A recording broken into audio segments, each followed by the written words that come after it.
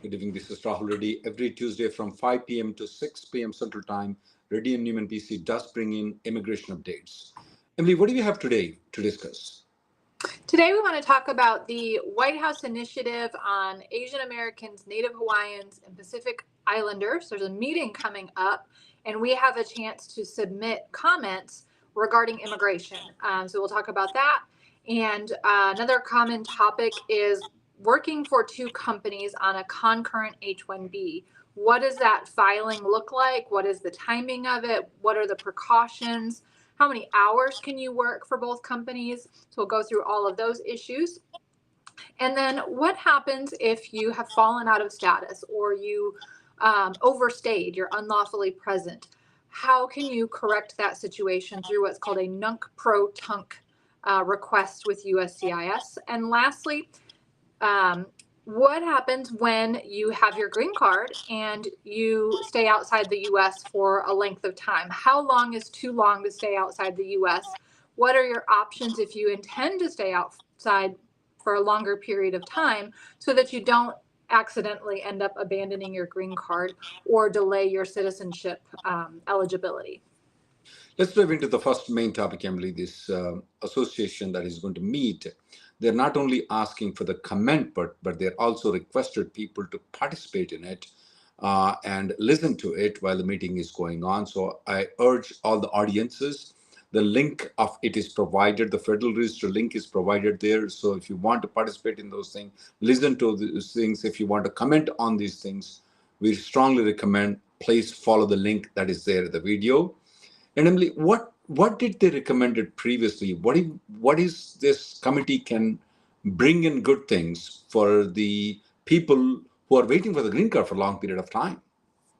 Yeah, so this group comes together every so often to basically come up with recommendations to give to the president about issues impacting Asian Americans, Native Hawaiians, and Pacific Islanders. And so previously they came to light because they had made a recommendation that immigrants that have an approved I-140 and who are stuck in the backlog should be issued EAD and APs after 5 years of having an approved I-140. So we recommended to everyone at the time to support that initiative, to try to bring more awareness to it, to get it moving. We don't have any results from that, but this group is meeting again July 1st and July 2nd. And importantly, they want people to submit their comments about how things can be improved. And they are specifically asking for the top 3 priorities or concerns that you as an individual have about the U.S. immigration system and how it impacts Asian and Pacific Islander communities. So this is a great time for us to come together as an immigrant community and give our suggestions for how they can improve the system. What's wrong with the system? We can talk about, again, the EAD and AP for people that have the approved I-140. How about we talk about not counting the dependents anymore? That's something that the president can do as the executive branch. It doesn't require Congress because the statute already supports it. It's just a change in interpretation. And any other types of easy suggestions that could be implemented by USCIS, by Department of State, by Department of Labor, all of those can be suggested as part of this. So we do intend to put together kind of a sample comment that people can submit with instructions. We'll have that posted hopefully by next week. I can't remember off the top of my head when the deadline is, but we'll make sure we get it done in time and we'll let everyone know about it. So stay tuned for that. So Emily, I know that the president cannot do the things without going to Congress. For example, increasing the number of the green cards, removing the per country quota limit. The president cannot do it. But as you suggested, though, that the president can give employment authorization document, they have given for millions of people who are not authorized to stay in this country also. But for those people who are authorized to stay and are waiting in the green card, though, they haven't done it. And the reason is that most of our guys don't react to it. They don't ask for it. So I hope so. They will take this an opportunity to ask the administration to give them the employment authorization and advance parole if they have an I-140 approval. Now, I don't want them asking things that are not practical, but only those things that are practical is for those people who have an I-140 approval, give them the EAD in advance parole in that way that they are free with the employment and they are free to pursue their employment opportunities here in the United States until their priority date becomes current. Also, as you pointed out, Emily, that they should not count the family members, as the Congress mandated that it's only 140,000 green cards should be given to the employment-based immigrants, though. The administration cannot increase the number of 140,000 green cards. So the only way they can do is that by not counting the family member. When it comes to the H-1B, they don't count the family member. So why do they need to count the family member when it comes to the H-4, when it comes to the green card, though? If they do it, that practically will increase the numbers from 140,000 to approximately around 300,000. So that should eliminate a significant amount of background if they stop counting the family members. So if this can be achieved with this organization, that is the best thing that I can imagine. I expect each and everybody to log in next week and have the sample letter now. There are other samples that are already there, which are similar to what we have requested, what we're suggesting you to. And if you go to the Federal Register, the email address is also there, where you can send an email to what you actually wanted to get it done. So please go through that. But if you come next week, then we're going to give a draft of the letter that you can write to the congressman, you can write to the administration to give the employment authorization and advance parole for the people who are I-140 approved and for not counting the family members. That should solve a good amount of problems. Of course, the main problem can only be solved by going to the Congress, but at this point of time, it doesn't look like Congress can do any activity, especially for the immigrants. So it's better to go through the administration. Anything else, Emily? Yeah, we definitely need people to raise your voices. Don't sit back and wait for someone else to do it for you. Don't assume that someone else is doing it. Every single person who joins this live every week should be sending this email. We'll give you a template. It'll only take you a few minutes to do. So please make sure you get that done. Otherwise, it's going to be the same old status quo, and nothing's going to change. We've got to make change. So we need your help to get out there and make your voices heard. What about for those people, Emily, who always say that, oh, nothing ever gets done?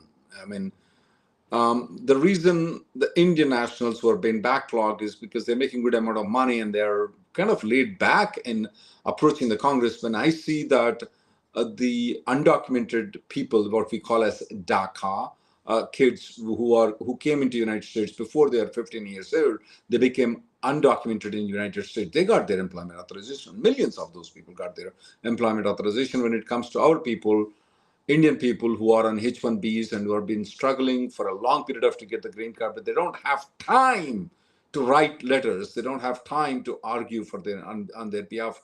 They always leave it, oh, I will leave it to that organization. This organization will do it. Emily will do it. Reddy Neumann will do it. I won't do it. So I hope so. This time they're going to act on it. Let's see. The president is in favor of immigration. In certain parts, he's in favor of immigration. So please take an opportunity to write letters to the administration. Yeah, and take note of what the legal dreamers are doing. The kids that are aging out, turning 21, and aging out of their parents' process, they have done an amazing job with advocacy. They're getting it done. Have they made progress yet? Has it happened yet? Change? No, but they are doing the right thing. They're getting out there, they're talking, they're getting people aware of the issue. So be like them and make sure to stand up for the change that you want to see as well. Moving into the next topic, can a person work for two companies on H-1B at one time? Yes, it's called a concurrent H-1B, and that is 100% allowed. It's legal? Okay, I got your point. So let's say, for example, I'm working for Microsoft, Emily, and I have extra time. Can I work for some consulting company, placed at a different consulting company, and work for Microsoft and consulting company at the same time? assuming Microsoft doesn't have a provision against moonlighting, but there's no immigration problem with doing that. So yes, absolutely, especially with remote work that became so popular during COVID. Everyone's sitting at home and has extra time. You can absolutely do that. It just requires that the company that you're going to work for, the second company, has to file an H-1B petition, just like a regular H-1B. It's just like any other H-1B petition. There's just one box that's checked differently for concurrent employment instead of an extension of stay or a change of employer. But beyond that, all the same documentation required. It still has to be a specialty occupation. So you can't do concurrent employment to like sell real estate or something like that. It has to be in your area of degree, field study, in a position that requires a degree in that particular field. But yes, it can definitely be done. You can do it part-time.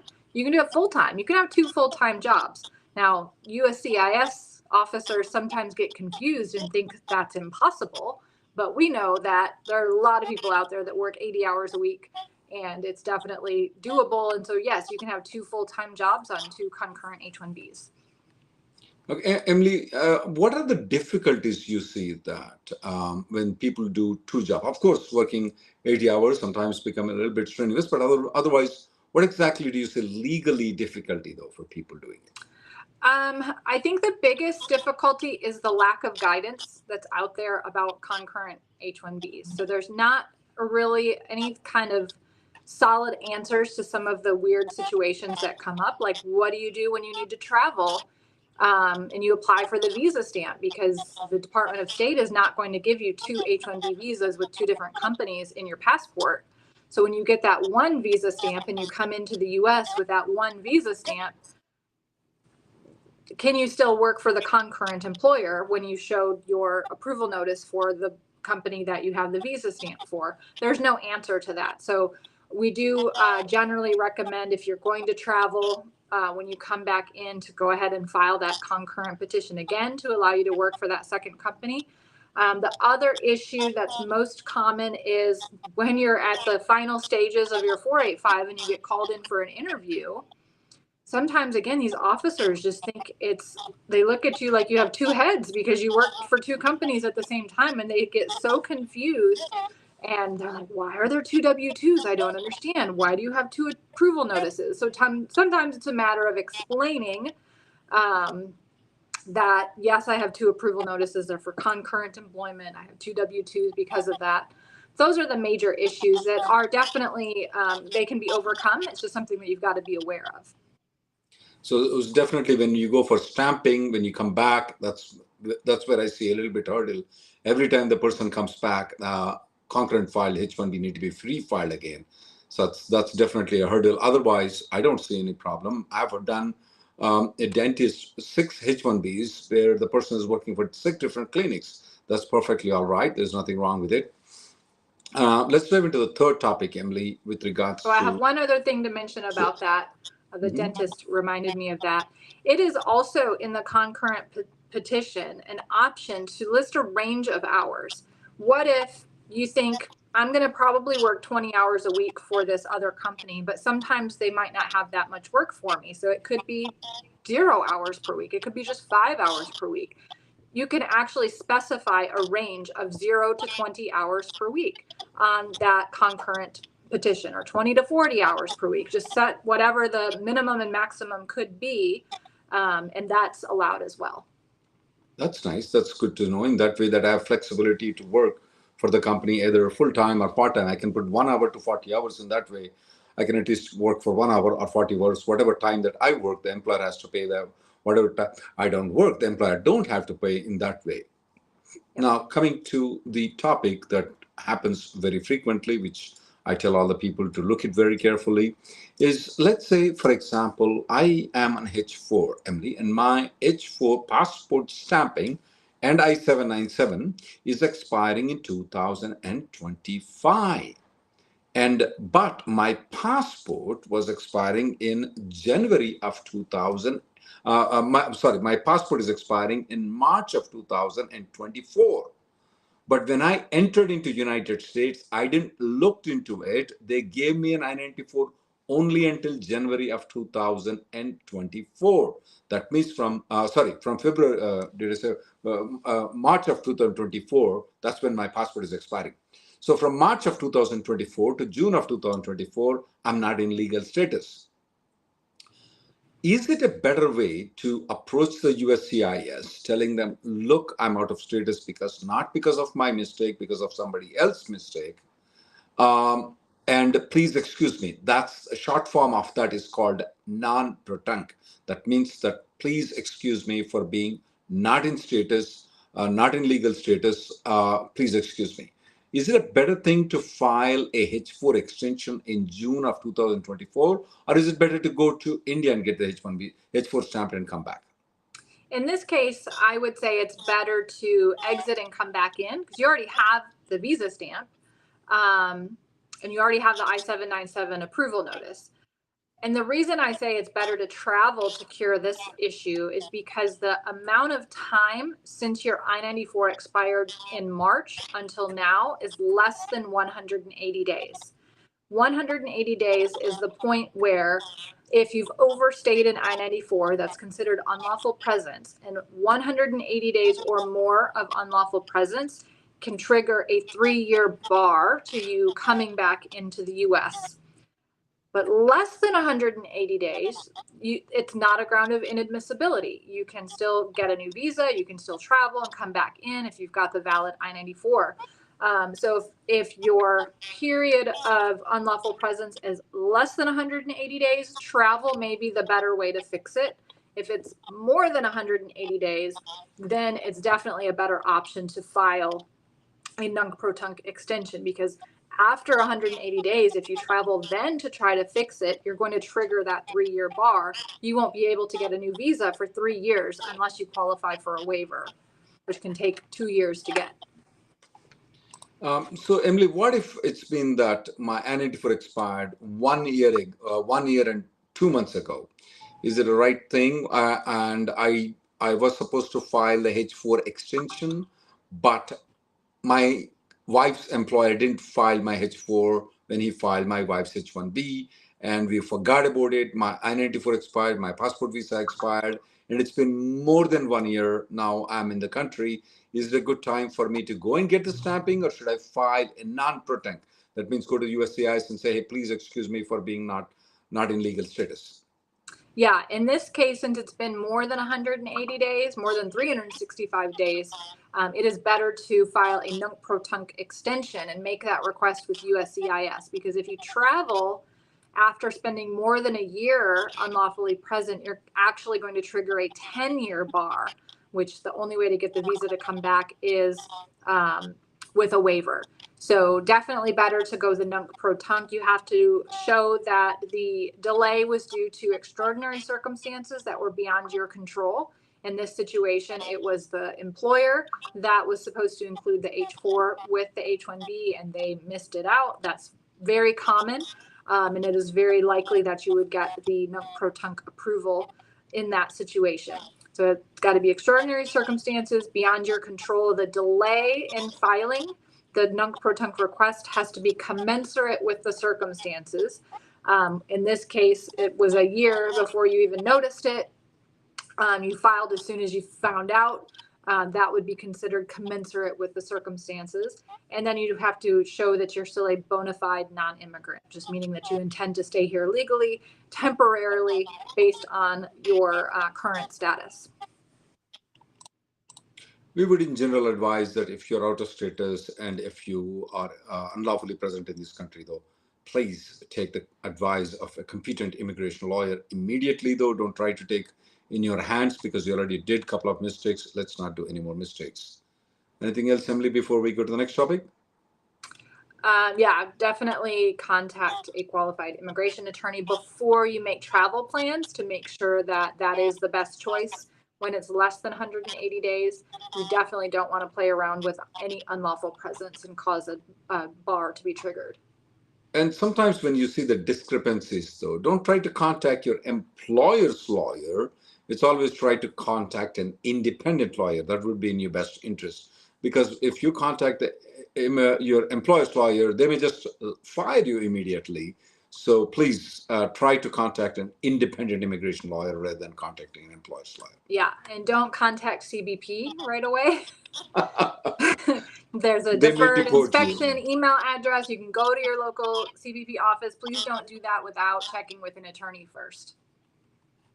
Going to the next topic, that how long can people stay outside the country once they get the green card? There are several limitations, though. But if you're outside the country for more than 1 year without any permit, called re-entry permit, you cannot come back into the country. If you have a re-entry permit, you can stay up to 2 years, though. However, please make a note that if you're outside the country for more than 1 year, even with the permit, you would be able to come back, but you will have a problem in getting the citizenship. In general, what we normally advise people is that do not stay outside the country for more than 6 months. If you want to stay for more than 6 months, consult an immigration lawyer, though. That's the number one rule. Try to limit it under 6 months. That's the number one rule. Number two rule, can I, Emily, come every 6 months, every 5 months and 28 days, come and stay here for 2 days and then keep going back? And I do that for the next 5 years. Can I still apply for citizenship? No.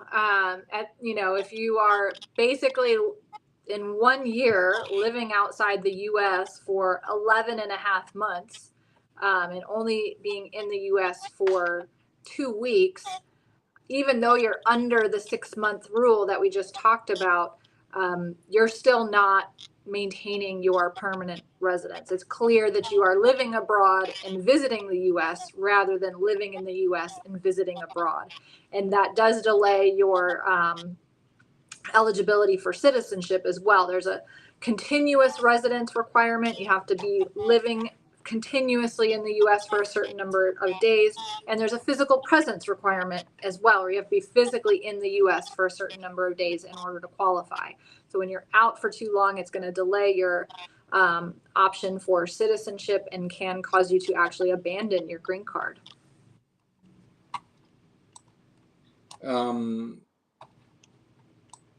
Let's go to questions, Emily, unless you have something else. And I would just say that if you do know in advance that you are going to take a potentially longer trip, maybe you're only planning on 6 months, but to be on the safe side, just in case your trip gets extended further, you could apply for a re-entry permit that will avoid you abandoning your green card if your trip does go beyond 6 months. And the good thing about the re-entry permit is you just have to be in the U.S. when it's filed, and in the U.S. for any biometrics that might be required. But once it's filed, you can actually exit the U.S. while it's pending because those processing times are quite long. Ranyan is asking a question. There's a discrepancy in the adjudications of different service centers on the 485. Can we file a lawsuit? Yeah, you can file a lawsuit based on your delay of the case. So we do that, especially from our office. Stephen Brown does it. We're also planning to do a session next week, Stephen and me, with regards to delaying the 485. What is the best thing to do it? Court litigation is the best process for delay, though. If your individual case is delayed, that's definitely going to the court is a better option. If your priority date is current, though, of course, if your priority date has to be current. Speaking of delay, so Rob says, why is perm taking so long? It's 2+ years in total. It's scary. Yes, it is ridiculous, and there's no good reason for it. Based on information that we received through Freedom of Information Act request and through some of the lawsuits that we have pending, there is no good reason for them to be taking this long. They intended for these cases to be approved in less than 90 days when they implemented perm back in 2005. And they specified in that regulation how many perms they expect to be able to process per year in that 90-day time frame. And the number of perms has not exceeded that. So if the case numbers are the same, why does it take twice as long, 4 times as long to process these? So we do have a lawsuit pending on that because we do feel that the delay is unreasonable. It's kind of a first of its kind type of lawsuit, so it's not going to necessarily be a fast result, but we're hoping that we are getting the attention of DOL and letting them know that we're not going to stand for this anymore. Is USCIS revoking filed H-1B petitions in the last 2-year lotteries? Yes, they are. They're going very significantly right now for the multiple filings and fraudulent filings, though. However, I have to say that they are touching more 2022, a little bit extent of 2023. They haven't touched very many of 2023, but they're touching 2022. That means those applications that were filed in April of 2022, they're doing a lot of those things. AK says our AOS is pending. My wife and son are leaving for India in 2 days. They have valid H-4 stamps that are good till 2025 and wants to know, can USCIS issue their green card when they're both outside the country? Well, assuming your date is current and they're not needed to be called in for an interview, yes, that is possible. I was just discussing that issue with one of our attorneys here in the office today. Exact same scenario. So yes, they can still approve the green card even if they're outside the country. It's fine. They can come back into the U.S. still when they land. They can let the CBP officer know. They'll likely go into secondary inspection where the CBP will double check that their green card is approved and then allow them to enter the U.S. as green card holders rather than H-4. One problem I have with this, Emily, is that what if the H-1 guy's green card gets approved and he has an advanced parole you're speaking about, is that right? If the green card is... This one, they have H-4 stamps. Okay, there is where my problem comes in, Emily. What if the H-1 guy's green card gets approved and H-4 doesn't get approved? Yeah, that's definitely a problem. So that's where it is best to have advanced parole as a backup plan. Otherwise, yeah, there's a risk that they won't have a way to get back if the main applicant is no longer in H-1B status because they received the green card and the dependents are still pending. Gautam is asking that the priority date for EB1 has moved 1 year. Do you think so they're going to process all these green cards in the next 3 months? Yeah, good question. You may want to consider suing the USCIS in the court, though, because that's you may get a faster result by doing it. Otherwise, it may go backlogged again, and that's going to become a problem. For those people whose 485 has been pending for more than 1 year, they should consider taking it to the court to get their 485 approved if the final action date is current. Adarsh says, is there a requirement for an F1 student to stay close to the college campus? If one can travel to attend the college physically, can he or she stay far away from the campus, maybe even in another state? So there's no legal requirement regarding where you need to live compared to where your college campus is located. However, if you are staying far away from where your college is, and you are only required to travel to your college 3 times a semester because you're in one of these so-called day 1 CPT schools, that is highly suspect. Most normal schools, you go to school every single day physically. So if you're living in another state far away, it's very unlikely that you are physically attending your classes every single day. And that is what a true F1 program is supposed to be. So I'm not sure if that answers your question. No, there's no rule, but when you are not living near where your school is, it is highly suspect, especially when you're traveling into the U.S. and your school is in Maryland and you are flying into Illinois because you live in Illinois. Those officers at CBP are going to be like, why are you living in Illinois when your school's in Maryland? Half the time the student doesn't even know where the school is located, which is another problem. So we see F1s getting turned back at the port of entry because of these kinds of issues. So be very careful. Krishna Demikula has this question on H4 EAD. Can I do freelancing? And if we do so, do I need to mention that the DS-160? On the H4 EAD, absolutely, you can do freelancing. Yeah, you can mention that. You should mention that in the DS 160. You can say self-employed. That's a proper word used for freelancing. That's absolutely not a problem. N. Malik from Facebook is asking the question that I-140 approved, prior date is not current. Can I apply 765 and I-131 without I-485? At this point of time, no. But we would want that to happen. For you to want that happen, please write a letter, go down to the links provided there, write a letter to the administration to provide that opportunity when the priority date is not current, to be allowed to file a I-765 and I-131. In that way, you will be independent of this H-1B. And man, oh man, they are increasing the H-1B fees by a lot. It's going to go up by 4,000 probably in October 1st again. Why I say again? Because they increased one in April 1st and they're increasing again on October 1st. Every 6 months, they're coming and increasing their H-1B fees. So to avoid that, we need the EAD and AP for those people who have their I-140 approval. People are asking the question. Sorry, go ahead.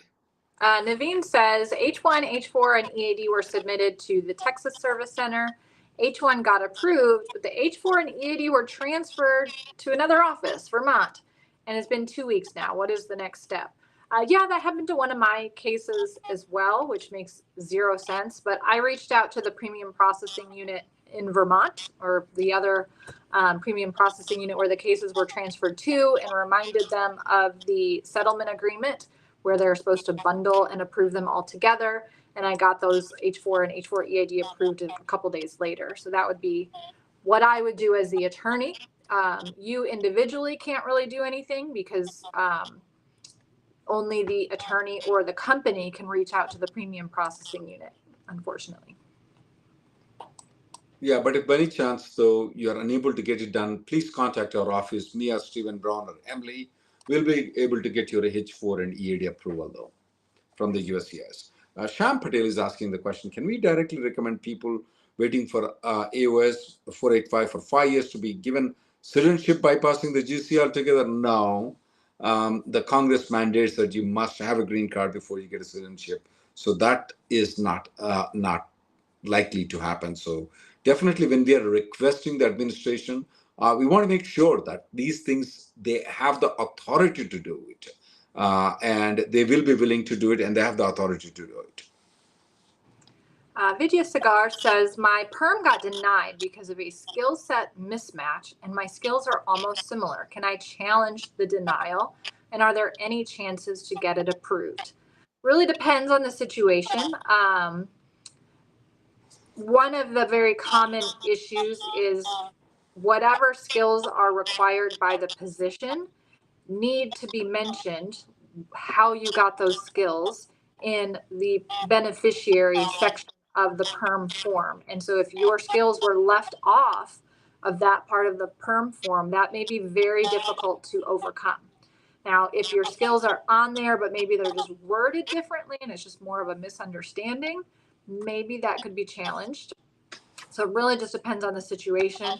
You may end up filing an appeal for purposes of extending your H-1B if you're near your 6-year limit, while also restarting the perm process. If there's a likelihood that the denial cannot be overcome. Krishna Kalyan has this question. What is the priority date for the people who I-130 has been filed?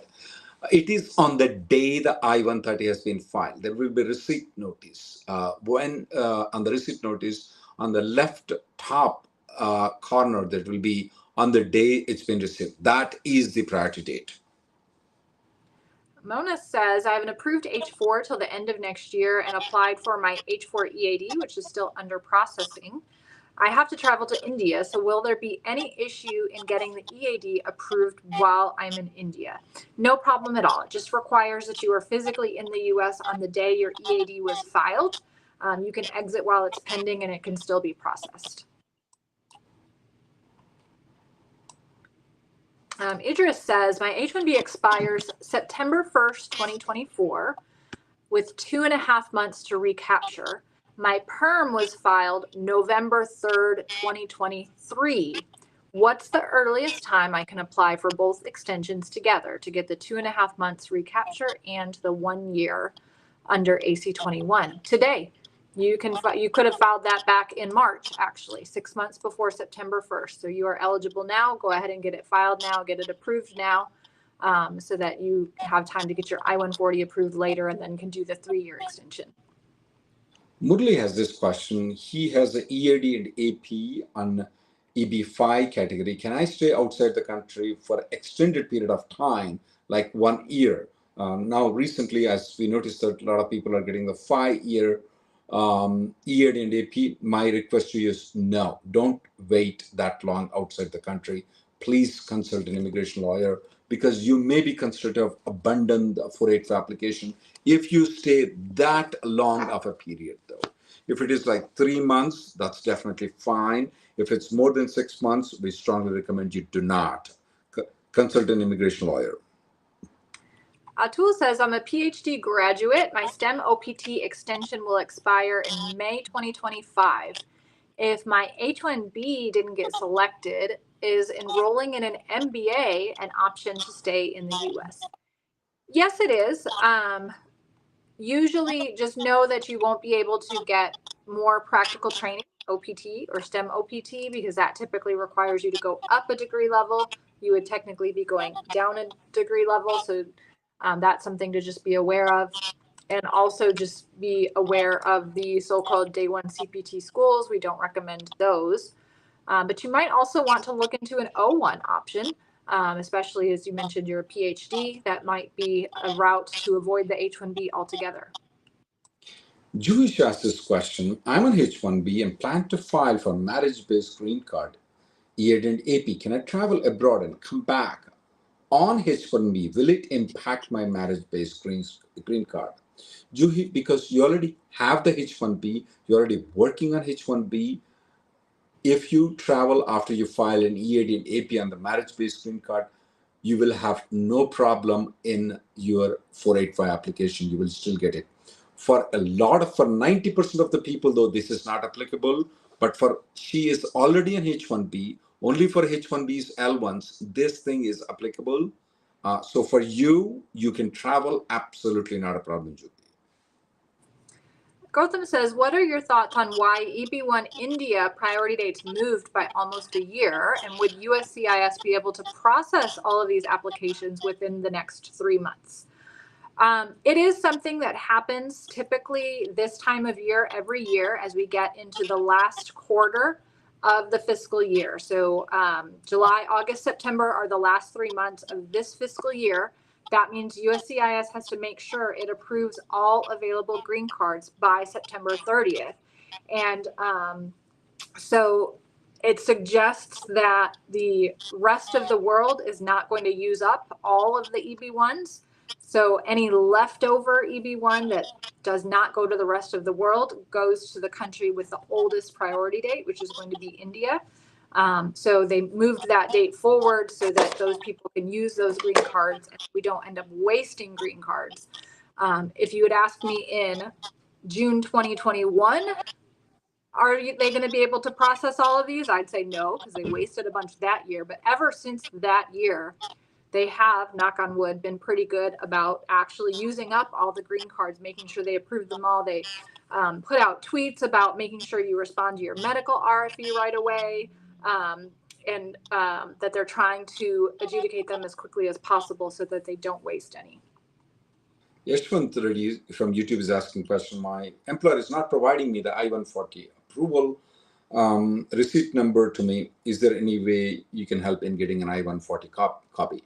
Absolutely, we can. There's something called FOIA. Just Google it, FOIA, USCIS.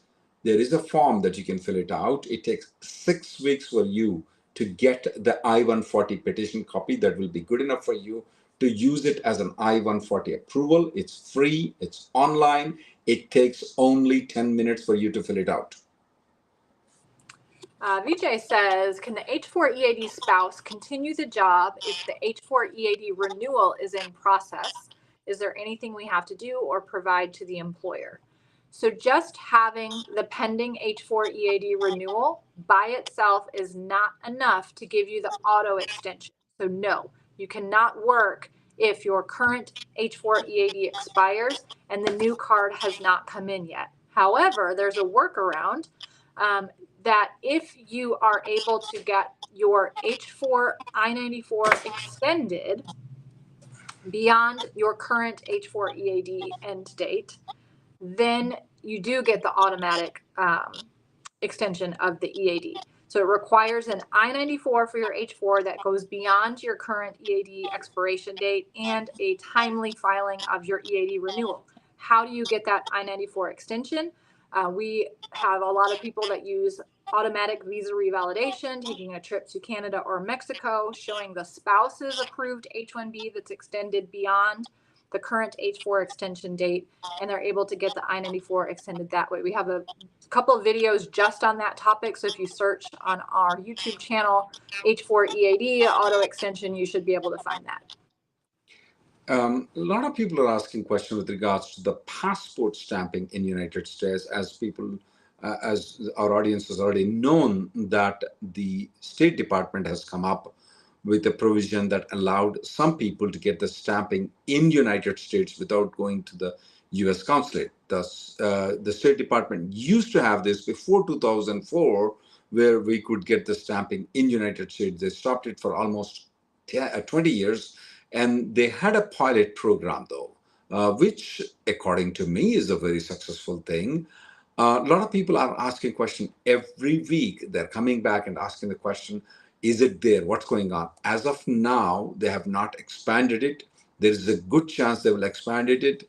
And the day they expand, within 1 to 2 days, we will have a live session only on that one. So you don't have to come every week. And you please subscribe to our YouTube, so you will get the notification that this is the topic, and they are, if they're extending the passport visa here in the United States, we will let you know. Budding Learner says, planning a road trip to Canada. H-1B stamp is valid till 2025. I-94 expires in March, earlier because of the current passport expiration. And my new I-797A is valid until 2026. Do I need a new visa stamp for this trip? No, I'm assuming your I-797 has an I-94 attached to it that extended your H-1B until December 2026. And so you can use your valid H-1B stamp and your new I-797 approval notice that has the I-94 and come back in using those and get an I-94 valid till 2026, assuming that your passport has been extended by then. If your passport has not yet been extended, then you might only get the I-94 till March 2025 again, and you need to watch that date to make sure you don't accidentally overstay like we talked about at the beginning. Navita from Facebook has this question. Did work for company A, moved to company B, worked for 30 days, now planning to go back to company A. Same old H-1B petition without company A filing another H-1B petition. Is that okay? Navita, assuming that you have not traveled outside the country after you left the company A, and you just went to company B but never left the country, and now you want to come back, and assuming that the company here has not withdrawn the H-1B, can you go back to company A and work? Absolutely, you can. Not a problem. Another Brown boy says, my L1A is up for extension this year. I have my AP and EAD. Is there any risk in switching to EAD while awaiting the 485 approval? Well, there's a couple things to consider. First, is your I-140 already approved? If it is, then it's relatively safe to do so. But you've got to think about, do you need to travel anytime in the near future? And when is your AP expiring? Hopefully you have an AP that's good for the next 5 years. But if you've got one of those shorter APs that you need to renew soon, there could be a time where you need to travel and your AP renewal is pending and you don't have the L1 anymore. You can't travel in that situation. You'll abandon your 485. So be careful of that. And then if you have a child who also has the 485 pending, and maybe they're at risk of aging out and needing to at some point switch over from L2 to F1, In that case, you may need to continue your L1 status to allow them time to convert to F1 without having to travel. So those are kind of the main things to be aware of if you choose to rely on the EAD and the 485 pending. N. Malik has this question: can somebody adjust the status if their initial non-immigrant visa B1 got revoked while the person is inside USA and the person is on valid F1 status right now?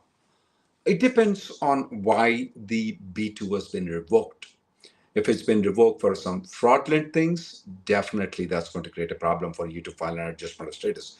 If it's been revoked, for example, if it's for a DUI, driving under influence, and it's been revoked because of that, and you're an F1, can you still file the 485? Yes, you can. PM said, is there a possibility of green card recapture that will benefit EB2 and EB3 India this year end? Recapture historically requires Congress to do. It's not something that the administration can do on their own. They have recaptured in the past using when they passed the AC-21 statute back in 2000. That was the last time they recaptured green cards that were unused.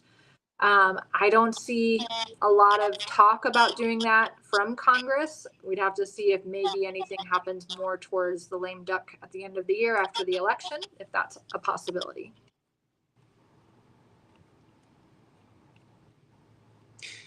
Sandy's priority date, final action date is current. His medicals have been submitted more than 2 years ago.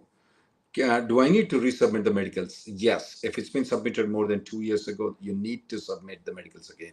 Now, recently, though, they came up that for the medicals that were been done, I don't know the exact date. Recently, I would say that they have given a perpetual things for those old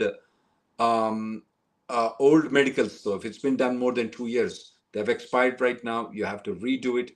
They cannot issue the green card unless you get the medicals done. Mama Pova says, Indian 17-year-old in H4 with a priority date in 2014. May I use my AOS EAD for internships? And would there be any issues while transferring from H4 to F1 later?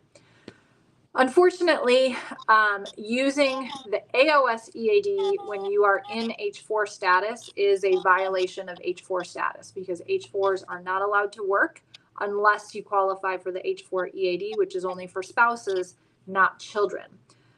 So that would mean that you are not in H4 status once you've used that EAD for the internship, and you would not be able to change status to F1 while you're staying in the US. You may have to exit and apply for an F1 visa at the consulate in order to get back to F1 status later. Akshaya Agarwal has this question. I came here on F1. Does the US check the past F1 visa records for future H-1B and GC processing? Yes, they do. They also check the DS-160 form that you ever filled out in the consulate when you applied for the visa. They look into those things too. Before they give a green card, they look into all those things though. Nagaraj says, can I travel after filing the I-131? Maybe. Depends on a couple of things. If this is your very first I-131 and you travel, it will be denied. So it doesn't make sense to file it if you're going to be traveling. If you are filing an extension of your advanced parole and your current advanced parole has not expired and it won't be expiring before you return, in that situation, yes, you can travel.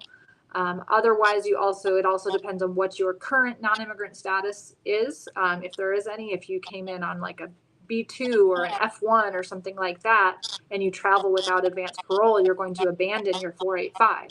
But if you're on H or L and you have a visa stamp and you travel without a 131, you won't abandon your 485. So lots of different factors involved. There are not enough information to really give a yes or no answer. Allah On has this question. His priority date is current in July. He's planning to submit the 485. He is the EB2 and IW rest of the world. I'm a PhD student. I'm also planning to apply the OPT next week. Will that be okay? to have adjustment of status EAD and OPT EAD? Absolutely, you can. No problem with it, no conflict with it, none at all. You can file both the things at the same time. Upinder says, one of my old I-94 entry dates is missing. How do I correct it when I'm inside the US? So I'm assuming you're looking at your travel history on that I-94 website. In that case, if there's a date missing, there's nothing you can do. CBP does not fix it, even if it's wrong. They don't care. That's more just there for them, but they don't rely on it for anything. So, and it doesn't really impact you in any way. Since you've traveled since then, you mentioned it was an old I-94 entry date, must not be your current one. But most importantly, I would just keep documentation of that particular trip in case it ever comes up, if they don't have a proof that you entered at that particular time. Case asks this question, can I port my old priority date to my new EB2 NIW self-petition? Absolutely, you can. No problem with it.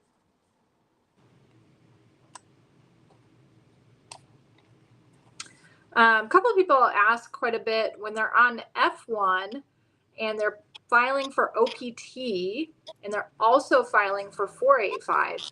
Is there a reason to delay filing the 485 because they're planning on filing an OPT? I don't think so. I think that the OPT does not have any questions on it about what your intention is. So you're probably thinking F1 is not a dual intent visa. I have to be having non-immigrant intent when I'm on an F1.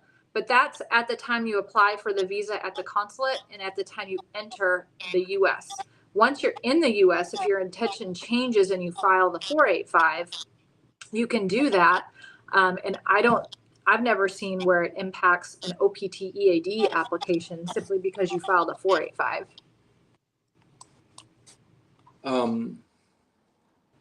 Oops. Pending.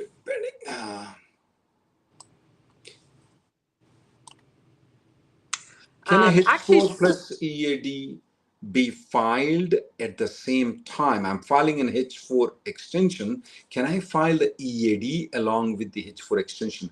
Absolutely, you can file. You can file both H4 and EAD together. It's strongly recommend that you file it together.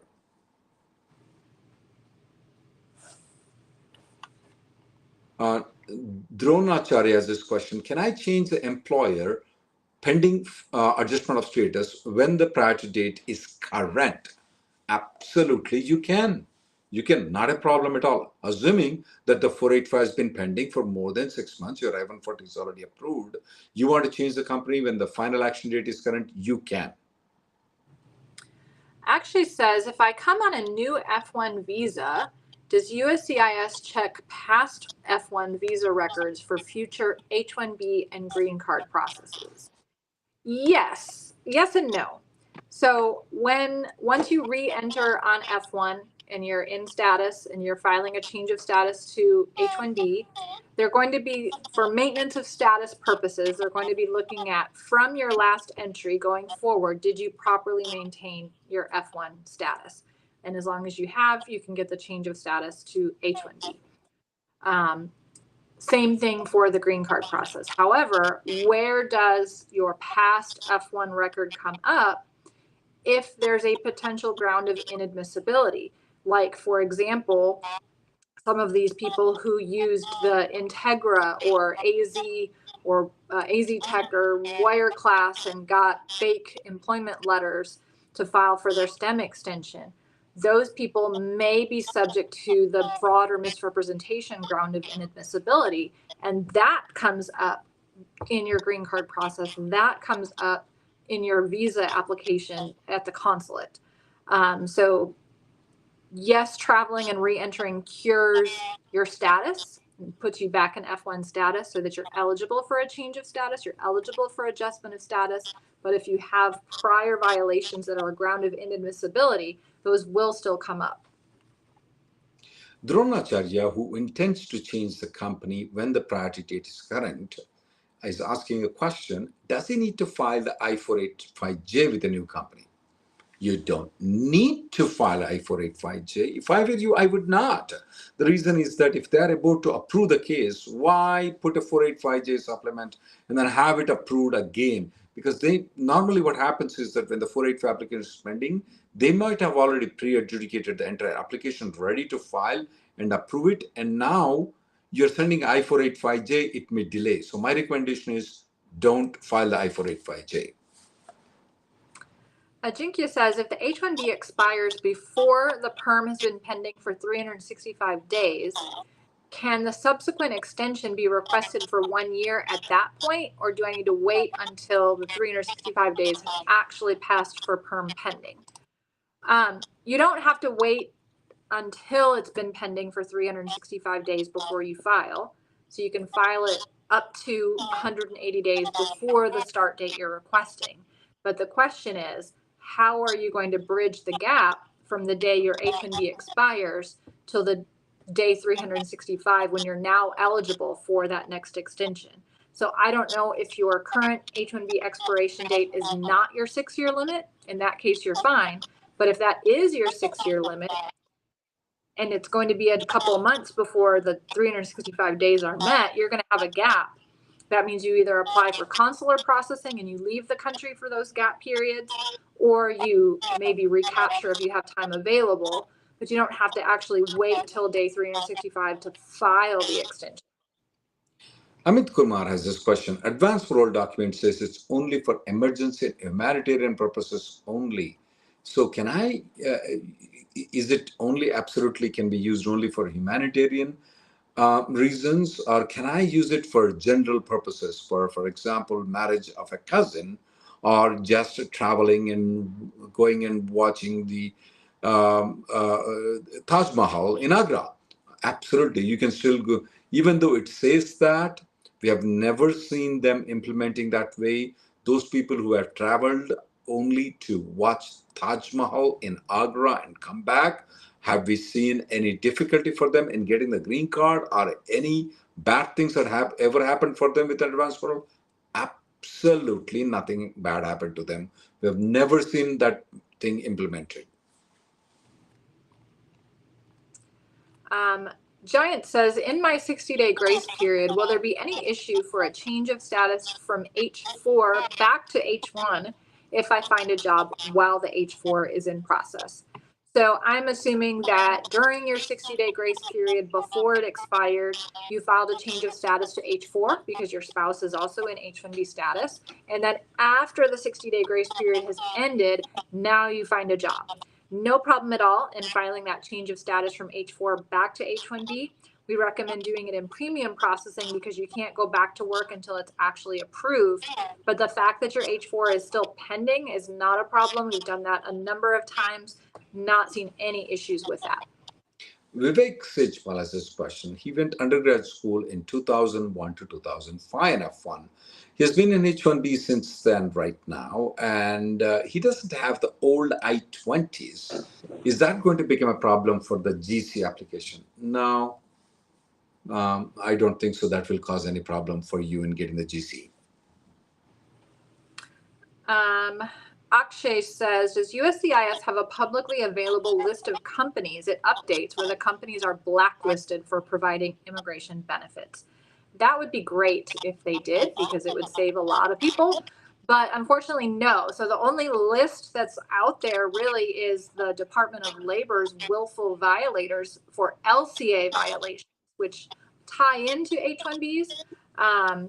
But only those companies are really blacklisted, and that only means they can't file LCAs, but they still can do everything else, still operate as a company. Anything so your else? best place to know those companies is probably to watch this show, because we let you know whenever we find out about fake companies. Yeah, I see a lot of companies that are popping up, Emily, right now, where people have paid money to get the employment letters.